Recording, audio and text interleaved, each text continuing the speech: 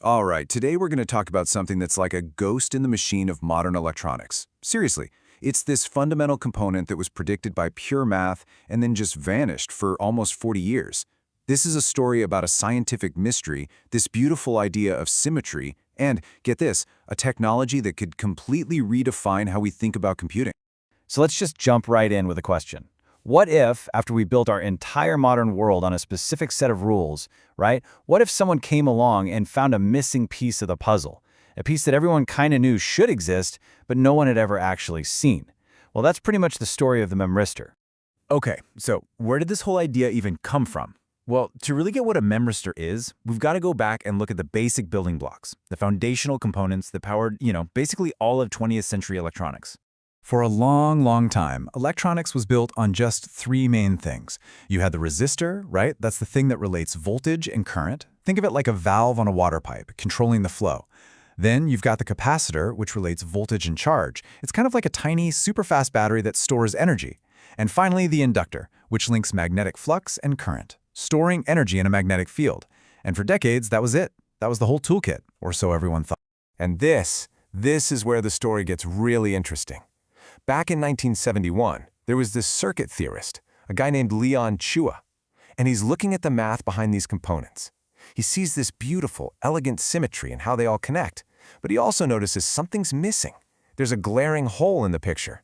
The whole thing just wasn't complete. See, Chua realized there were these clear mathematical links between voltage, current, and charge. But he figured for the whole model to be perfectly symmetrical, there had to be a fourth piece, a direct link between magnetic flux and electric charge. He even gave it a name, the Memristor. And then, nothing. For the next 37 years, that's all it was, a ghost in the equations, a component that existed only on paper.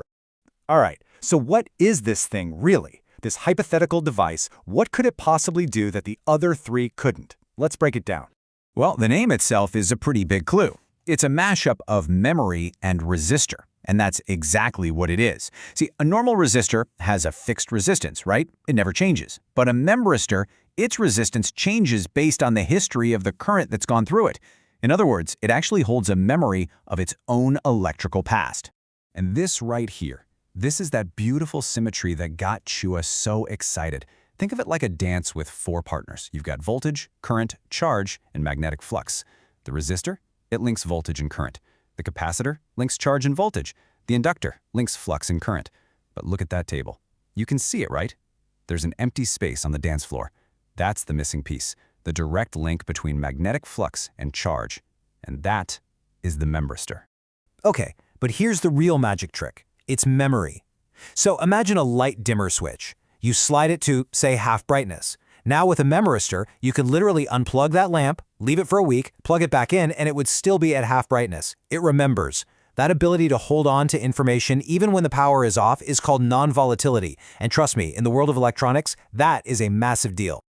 So for decades, this was all just theory. A neat idea for academics to debate. And then in 2008, everything changed.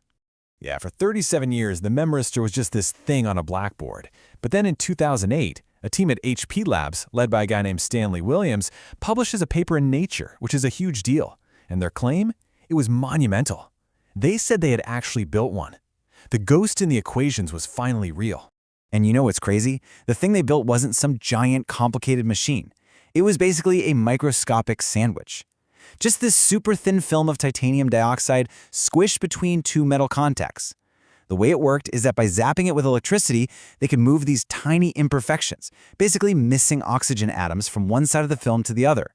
And where those imperfections were located changed the device's resistance. And here's the kicker. When they turned the power off, those little imperfections stayed put. The device remembered.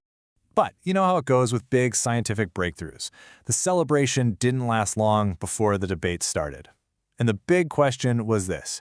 Was the thing that HP built really the perfect fundamental memristor that Leon Chua had dreamed up on paper all those years ago?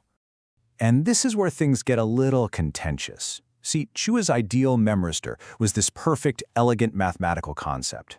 But the real world, it's messy. The devices that HP and others were building, yeah, they changed resistance and they remembered. But their behavior was also influenced by all sorts of other weird physical stuff. Atoms drifting around, tiny chemical reactions happening, even just the heat of the device. So they worked, for sure, but not in that super clean, perfectly symmetrical way the original theory laid out. So this sparked a pretty fierce debate in the community. Was it even fair to call these new things memristors? Critics basically said, hold on a second. They argued it was an oversimplification, kind of a scientific land grab. The accusation was that the name was being used to wrap up this whole new field of research and tie it directly to Chua's famous theory and, maybe not so coincidentally, to the patents that HP was filing. But look, let's step back from the academic squabbling for a second.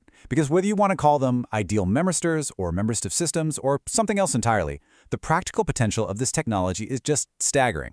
So you have to ask, does the exact label really matter when the tech itself could literally change everything? Okay, so let's put the naming fight aside for now and get to the good stuff. Why is everyone so ridiculously excited about this technology? What can these things actually do? First up, data density. I mean, we're talking about a whole new level here. Early prototypes suggested you could cram 100 gigabits of data, think about 25 full-length HD movies, into a space the size of a postage stamp. That kind of miniaturization is a quantum leap beyond anything we have today.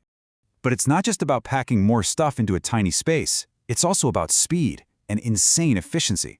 We're talking about memory that's potentially 100 times faster than the flash memory in your phone, while using just 1% of the energy. But here's where it gets truly revolutionary. These things can blur the line between memory and processing. See, right now, your computer is constantly shuffling data from memory to the processor and back again. It's a huge bottleneck. With memristors, you could do the computing right where the data's stored. And then there's the most mind-bending idea of all, building computers that act like the human brain. Because memristors can remember a whole range of values, not just a simple 1 or 0. They're perfect for creating these neuromorphic systems. And you know who agrees? The guy who started this whole thing, Leon Chua. He basically says that because these devices aren't stuck with just on or off, they can work in a much more nuanced, analog way. They can actually mimic how our brains learn by making some connections stronger and others weaker over time. Think about that. These aren't just memory chips anymore. They could be learning chips. So, where does that leave us? After this wild 40-year journey from a ghost in an equation to a real-world device and a huge scientific controversy, what is the memristor? Is it just that missing fourth piece that completes the puzzle of electronics, or is it something bigger? It really could be the key that unlocks a whole new way of thinking about computation, one that isn't just faster and more efficient, but one that actually remembers, adapts, and even learns. We could be talking about building a computer that, for the very first time, might actually think a little bit more like we do.